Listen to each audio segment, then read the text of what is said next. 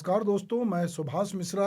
आज की जनधारा के डिजिटल प्लेटफॉर्म जनधारा 24/7 से आज राजधानी रायपुर में जो गौमांस की बिक्री को लेकर धार्मिक और सामाजिक भावनाओं से खिलवाड़ की बात सामने आई है, उसको लेकर आपसे बात करना चाहता हूँ। दरअसल पूरे छत्तीसगढ़ की यदि मैं बात करूँ तो यहाँ पर गांव-गांव में जो है भगवत कथाएं होती हैं। ये राज्य जो है अपनी गोधन न्याय योजना के लिए इसने पूरे देश में एक नया कीर्तिमान बनाया था, जहाँ पर कि गाय को आर्थिक और गौवंश को आर्थिक और सामाजिक चीज़ों से भी जोड़ा गया था, जिसमें न केवल गोबर खरीदी हो रही थी बल्कि गौमूत्र भी लिया जा रहा था। और इस राज्य में ये लोग मानते हैं कि इस तरह से यहाँ पर लोग जो है गाय का या बैल का मांस नहीं बेचते होंगे या उसका उस तरह से खुलेआम सेवन नहीं करते हैं, क्योंकि उस तरह की यहाँ परंपरा नहीं है। पर अभी पिछले दिनों रायपुर में गौ मांस की बिक्री का एक मामला सामने आया। यहाँ के रायपुर के मोमिनपारा में जो है कुछ लोग जो गौ मांस की बिक्री कर रहे थे। कौन क्या खाता है, कौन नहीं खाता, कौन शाकाहारी है, कौन मांसाहारी है, वो उतने मायने नहीं रखती। बात ये मायने रखती है कि आप कौन सा मांस खा रहे हैं। हमारे यहाँ बहुत सारे जीव जंतु जो है उनके मांस का भक्षण करने पर सामाजिक और कानूनी प्रतिबंध है।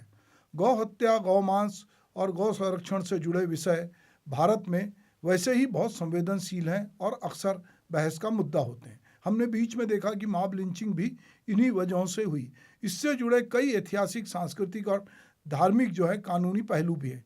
हिंदू धर्म में गाय को जो है वो माता के समान पवित्र माना गया है। हम गौवंश की पूजा करते हैं, कामधेनु मानते हैं, इसे गौ माता भी कहा जाता है और इसे धन, समृद्धि और का प्रतीक माना जाता है। जैन धर्म और बौद्ध धर्म में भी जीवों के प्रति करुणा का सिद्धांत महत्वपूर्ण है, जो गौ हत्या को अस्वीकार करता है। इस्लाम में भी गौ मांस का सेवन धार्मिक दृष्टि से प्रतिबंधित तो नहीं है, लेकिन इसे भारत जैसे सांस्कृतिक परिप्रेक्ष्य में देखा जाता है। हाल ही में रायपुर के मोमिनपारा में गौ कसी का मामला जो सामने आया और पुलिस ने छापा मार के गौ मांस काटने के उपकरण, तराजू, रस्सी, चाकू, खून के धब्बे बरामद किए और एक समुदाय विशेष के लोगों की संलिप्तता के कारण ये मामला थोड़ा इसमें राजनीति शुरू हुई और कहीं ना कहीं इसकी राजनीतिक पृष्ठभूमि बेचने वालों की या संरक्षण देने वालों की, इस पर भी बातचीत हुई। गौ हत्या की पवित्रता का मामला एक और रह गया और राजनीतिक आरोप प्रत्यारोप का दौर शुरू हो गया। हिंदू संगठन और आम हिंदू जन की भावना निश्चित रूप से यदि हम कहें तो इससे आहत होती है और पिछले कुछ समय में जो धार्मिक उन्माद का माहौल बना है उसमें गौ हत्या आम जन में एक बड़े अपराध की तरह माना जाता है। वह लोगों की धार्मिक भावना से जुड़ा हुआ है। राजनीतिक दलों में इस अवसर को मसले के रूप में जो है भुनाने की कोशिश होती है। लगातार इस तरह की खबरों और अवसर को ताज़ा बनाए रखा जाता है। गौ हत्या निश्चित रूप से एक अपराध है और जब गौ हत्या कानून के अंतर्गत यह अपराध घोषित हो गया है तो कानून का पालन जो है करना और कानून का आदर करना हर नागरिक का सबसे पहला कर्तव्य है।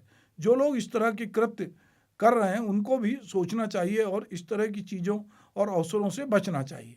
मांस खाना बिल्कुल निजी मामला है और इसके लिए कानून में कोई पाबंदी नहीं है। जिस तरह के मांस के लिए यानी कि गौ मांस के लिए पाबंदी है तो किसी भी व्यक्ति को इस तरह की पाबंदी के खिलाफ नहीं जाना चाहिए। जब गौ मांस के अलावा भैंस, बकरा, मुर्गी आदि जानवर के मांस को लेकर कोई पाबंदी नहीं होती तो फिर ऐसे नाजुक और आग पकड़कर सांप्रदायिक माहौल वाले समय में गौ हत्या और गौ मांस की जिद पकड़ना परोक्ष रूप से एक उकसाने वाली कार्रवाई ही मानी जाएगी। जब तक गौ मांस खाने का अंतिम विकल्प ना हो तब तक यह कोशिश होनी चाहिए कि इस तरह की हरकतों से बचना चाहिए, जिससे गांव, शहर और राज्य में मनमुटाव और दंगों की स्थिति ना बने।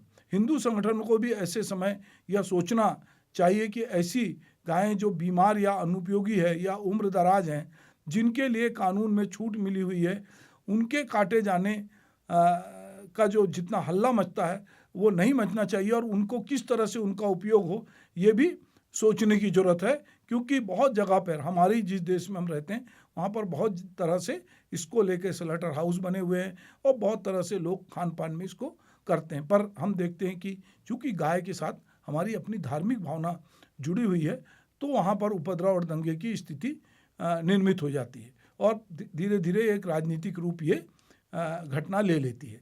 और ऐसे में कहीं ना कहीं दो पक्ष हो जाते हैं। यहाँ पर सरकार की जिम्मेदारी भी सामने आती है। सरकार को मांसाहारी लोगों की पसंद और उनके खाने की स्वतंत्रता का ध्यान रखना होता है। इसलिए सरकार कई अवसरों पर तो प्रतिबंध नहीं लगाती, पर कुछ खास अवसरों पर मांस बिक्री पर, जो सामान्य मांस बिक्री होती है, उसको भी सरकार प्रतिबंधित करती है। अब हम छत्तीसगढ़ की बात कर रहे हैं, तो इसमें बहुत सारा ये इलाका आदिवासी बाहुल है, वनवासी बाहुल है, जहाँ पर मांस खाना बहुत ही सामान्य सी बात है। साथ ही ऐसे अवसरों पर सख्ती की जरूरत है जहाँ पर कि इरादतन अपराधी किस्म के लोग गौ हत्या करके एक सांप्रदायिक तनाव पैदा करना चाहते हैं। दूसरे धर्म को नीचा दिखाने की कोशिश करना कुछ लोगों की उसमें हरकत में शामिल होता है, क्योंकि ऐसे लोग को शांति पसंद नहीं होती और वो चाहते हैं कि एक तनाव निर्मित हो। ऐसी हालत में दोनों पक्षों से बात करनी चाहिए, उनके जो लोग हैं जो उनके बीच रहते हैं, क्योंकि जो लोग मांस की बिक्री कर रहे थे तो कुछ लोग खरीद भी तो रहे थे। तो ये वो कौन लोग हैं, और उनको मालूम नहीं कि इस राज्य में जो है ये इस तरह से घटना अगर सामने आएगी तो निश्चित रूप से उसके जो है परिणाम अलग तरह से होंगे। अभी हाल ही में मुख्यमंत्री ने इस घटना के दौरान कहा कि गौ मांस की तस्करी करने वाले सुधर जाएं या छत्तीसगढ़ छोड़ दें, ऐसे अपराधियों को प्रदेश में कोई जगह नहीं है। गुरु हरिशंकर परसाई ने बहुत पहले लिखा है और कहा भी है कि बाकी देशों में गाय दूध देने के काम आती है, हमारे देश में गाय दंगा कराने के काम आती है। तो गौ कसी की घटना को रोकने के लिए कानून का सहारा तो लेना ही होगा, साथ ही अन्य पक्षों को भी ये समझना होगा कि यह कानूनन अपराध है, क्योंकि अभी बहुत से लोगों को यह मालूम नहीं है कि गौ हत्या करना अपराध है। वे इसे महज हिंदू धर्म द्वारा चलाई जा रही धार्मिक मुहिम समझते हैं, यानी इस तरह की घटनाओं में अपराधी तत्व जो हैं वो जुड़े हुए हैं। तो कानून की नासमझी और अज्ञानता से भी ये मामला जुड़ा हुआ है, इसको समझने की जरूरत है। यदि हम ये कहें कि भारत में गाय की हत्या पर कहाँ कहाँ प्रतिबंध है, तो कुछ मीडिया रिपोर्ट के मुताबिक देश भर में रोजाना 50,000 गायों की हत्या की जाती है। इसके अलावा बिहार में हर दिन 500 गाय और 200 भैंसों की हत्या की जानकारी सामने आई है। असम, पश्चिम बंगाल जो ये हैं और केरल, इन राज्यों में गाय को काटा जाता है जिन्हें फिट फॉर स्लॉटर सर्टिफिकेट प्राप्त हो।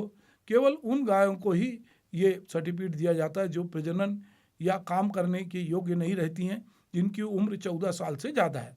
उत्तर प्रदेश में गौहत्या कानून जो है, निरोधक कानून को कड़ाई से पालन किया जा रहा है, जिसके तहत दोषियों को 10 साल की सजा है और 5 लाख रुपए का जुर्माना है। गुजरात में भी गौहत्या करने वालों को उम्र कैद की सजा होती है और संबंधित को जो है उनकी गाड़ी भी जब्त की जाती है। हरियाणा, महाराष्ट्र जैसे राज्यों में भी गौहत्या पर कड़ी सजा है, जिससे लाखों रुपए का जुर्माना और जेल की सजा होती है। तो बहुत सारे राज्य हैं जहां पर ये कानून बहुत सख्ती से है, कहीं पर आंशिक रूप से जो है प्रतिबंध है और जुर्माना और सजा कम है। जैसे बिहार हुआ, झारखंड हुआ, तेलंगाना हुआ, आंध्र प्रदेश हुआ, तमिलनाडु हुआ, कर्नाटक, गोवा और केंद्र शासित प्रदेशों में जो है ये कानून थोड़े हल्के हैं। केंद्र सरकार ने 26 मई 2017 को पशु बाजारों में मवेशी की बिक्री पर प्रतिबंध लगाने का आदेश दिया था, जिसके बाद कई राज्यों ने इसका पालन किया। हालांकि जुलाई 2017 में सुप्रीम कोर्ट ने इस प्रतिबंध को स्थगित कर दिया। फिर भी केंद्र और राज्य सरकारें गौ हत्या पर नियंत्रण के लिए लगातार प्रयासरत हैं। भारत की मांस निर्यात नीति के अनुसार गौ मांस यानी कि गाय, बैल, बछड़ा का निर्यात प्रतिबंधित है, जबकि भैंस, बकरी और भेड़ और पक्षियों के मांस का निर्यात किया जा सकता है। गौ हत्या और गौ मांस का मुद्दा हमारे देश में हमेशा से राजनीतिक रूप से और सामाजिक रूप से बहुत संवेदनशील है। इसे अक्सर धार्मिक और सांप्रदायिक ध्रुवीकरण के लिए इस्तेमाल किया जाता है और कई बार हमने देखा है कि इसकी वजह से दंगों की स्थिति निर्मित होती है, सामाजिक तनाव होता है।